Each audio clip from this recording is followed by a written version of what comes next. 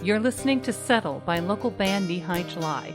We chatted with them today and talked about the origins of the band, influences, the creation of the unique name, and we're going to be listening to Back Porch Light, one of their earliest collaborations and songs. We also talked about how they're adapting to COVID-19 and live music.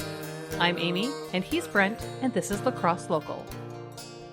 My name is Carter Wiedenhaft. I play drums in Knee High July, and I'm from Ixonia, Wisconsin, tiny little town by Oconomowoc, kind of.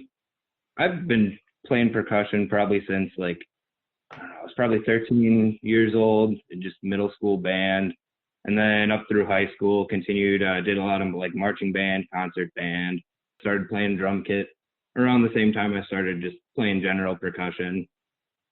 Been in love with it ever since. All right. I'm Jesse Dwayne Johnson. I'm from Lacrosse, Wisconsin.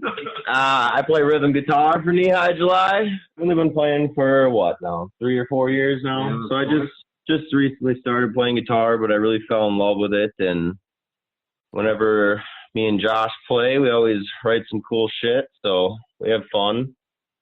My name is Jacob Mansky. I'm from Sparta. I play banjo in Knee High July. I was lucky enough to meet these guys through a mutual friend. I've never actually played in a band really besides this, so it's pretty exciting. A lot of new stuff for me. Yeah, I'm Josh Almond. I'm from Lacrosse, Wisconsin, too. Born like a half a mile down the road. But I've been playing guitar for a while, did the jazz band thing in middle school.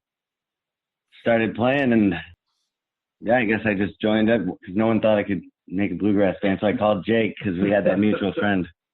So now we've been playing this for the past about a year. I'm Anthony Speer. I play bass for Knee High. I've been playing guitar and bass and whatnot for a long time. Kind of picked them up all again when I was 16 or 18. I've known Josh and Jesse for a long time. Josh and I used to play back in the day a couple times. It was super fun. They had me come play again when they had their old house and add some bass to it, and we've been going ever since. It's a good time. What was the origin of Knee High July? How did you guys come together? I know just from my limited experience listening to your music, looked like you almost started playing and then the zombie apocalypse came. So that really came at a poor time. Well, me and Jesse have lived together for a couple years, so we just play guitar after work. And then one night I was out having drinks and I was talking to someone and I was mentioning the idea it'd be cool to start a band. And they say, you don't know anyone that plays bluegrass instruments? I remember Jake here, he lives out in Sparta. We have a mutual friend, so contacted him, and then real quick after that we realized we needed a drummer. So then Carter, we already hung out with him, brought him in. We didn't have a name quite yet, but I don't know, Jesse, you want to tell them about how we got the name? We were at a Brewers game, and people were asking about how me and Josh started playing and how we started making music together, but we never had a band name. And then all of a sudden, I just said, we're Knee High July. And they were like, what's that? I'm like, I don't know. That's our band name, though. And that's kind of how that started. Yeah, I was trying to get him not to tell everyone that was the name to our band, because I was like, we haven't talked about it. We don't know that for sure, but he's just wasted. He's yelling it to the world. And after about 1,000 people heard that, I couldn't really go back on that one. So we couldn't turn back, so now we're Knee High July.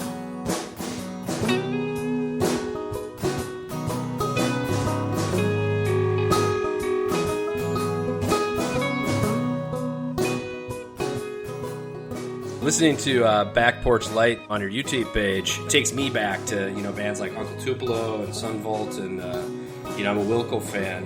Where do your influences come from? You kind of mentioned just putting together a bluegrass band, but where do your influences reside? Well, I know when I play guitar, my influences are more based on rock or blues. I use a lot of 7 chords and stuff like that. But when you add that banjo into it, it really helps emphasize the change of we call it black grass, because it has that sense of rock, it's rocky, but it's still twangy and kind of has that soulful bluegrassy feel to it at the same time. That's kind of where my influences came from. Well, I don't know. I really do 50s and 60s, chord progressions or anything like that, but I love Led Zeppelin too. You know, I love all that type of stuff, and that kind of helps me when I'm writing my chords, kind of get those rocky feels. Definitely the words aspect of it all comes a lot more folk. Johnny Cash, John Prine, Bob Dylan, you know, I listen to a lot of that, and then that started getting me into that finger picking too. And then never really played much or listened to much bluegrass. But when you start playing it so much, then you want to know what other people are doing better. So then I guess I got really into bluegrassy, folk, Americana type stuff. That was more to learn from it than learn to enjoy it. For the drums, I kind of come from a punkier place on some songs. That's just kind of, I listen to a lot of I like Descendants. I've been on a big kick of that lately, or I like a lot of doom metal too, or like old Black Sabbath, that kind of stuff. AC/DC was my first favorite band. We're kind of a mixed bag. Yeah, a lot of different stuff coming together. Yeah. Yeah, I kind of pull from everything. I'm a big jazz and blues guy, and I love sludge metal, so I really like bluesy sludge riffs every once in a while. But yeah, I'm kind of all over the board. Country, blues, jazz, all of it. I like it. So how do you guys approach songwriting? I mean, are you coming just with acoustic guitar and the lyrics already created, or are you jamming, or? Josh has got a book full of lyrics that he's been writing for the past, 10, 12 years. You gotta organize it. Exactly. And so I usually will write the chord progressions, and he'll hear me playing in the living room. He'll be like, "Don't stop playing that. I know I got a song for that." And that's how we write most of our songs. It's a pretty quick process, honestly. And they never would have been what the words are. So that's the best part is whenever I've written them, they had some slow folk kind of picking to it, and then throw it on to whatever he's playing, and it turns into just some weird stuff. It's really good though. So is there anything currently that you enjoy playing? I mean, you just from looking online, you have a few songs out, but you mentioned actually recording soon. What are you enjoying playing right now? Well, we started recording actually this past weekend. We had a couple tracks about halfway done. We haven't decided yet whether we're going to release track 4 and make a small EP or wait till we get 7 or 8 and do that sometime in this upcoming fall. I'd like, but that's might be wishful thinking, but I think we'll get there. It's in the works. I mean, Carter's been putting stuff up as we go, random things on. Yeah, we have a few. We have all of our available recorded material on our Bandcamp page. We have our full set from our second to last show at the Root Note in La Crosse. We recorded that, and the sound guy Derek did a really great job mixing it live, and we put that up on our Bandcamp page so you can get the whole thing. And then we have a couple singles on there as well. We have an acoustic song for a video that I shot for Jake and Josh. They just have the song Settle, it's called.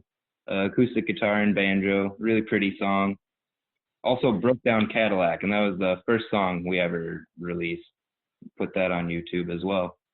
Hopefully you'll have something put together by the fall. At least that's what I'm hearing. What else is next for you guys? Yeah, well, we just recently moved into a new space at the beginning of June. So we've been doing a lot of setting up because we're making it a recordable area too, a lot of soundproofing and all that. But we're tying in the loose ends right now, and then we're going to probably try and get something like that set up. Live stream would be cool. I think that's cool. Everyone is getting a nice live stream. We should absolutely do that. And we're getting close to that. So yeah, I mean, probably in the next 3 weeks to a month, we're going to try and get something going. COVID is really just slowing everything down. I've heard a mix of reactions from musicians in the area talking about, of course, overall, it's been absolutely devastating. But then others have found it to be an impetus for creativity and, writing a ton of songs, and also realizing that via streaming, they found that people are actually paying attention versus just being in a bar and playing songs. So in some ways they've enjoyed it, but in a lot of ways, of course, it's just been horrendous financially. Yeah, as far as creativity. Yeah, a lot of songs have gotten written over the course of COVID so far. Yeah, we have 2 or 3 brand new ones that we've been working on tightening up and just finishing all the details on them. We think those are going to be really successful when we have them finished. Some of the rockiest material we've done to date. So yeah. So if you do go and look on Bandcamp, like the Sycamore is one of the harder ones. They're similar to that style. Because some of the songs are more jazzy. Jesse throws down just all these chords from all these old songs he knows. But these ones are pretty rocking. I'm excited. They're fun to play. So if people want to find out more about you, you mentioned Bandcamp. Where else can they go? We're on Bandcamp. We are on YouTube. We have an Instagram page where we post a lot of our pictures and stuff, and we'll always put links to new things we're working on. We have the Back Porch Light video available as well on Instagram TV. We have a Facebook page as well. Lacrosse Local Podcast is a production of River Travel Media. Do you have an interview idea you would like to share with us? Message us on Facebook at Lacrosse Locals. Subscribe to the Lacrosse Local Podcast on your favorite podcast app. If you like us, rate us 5 stars. We thank you for it.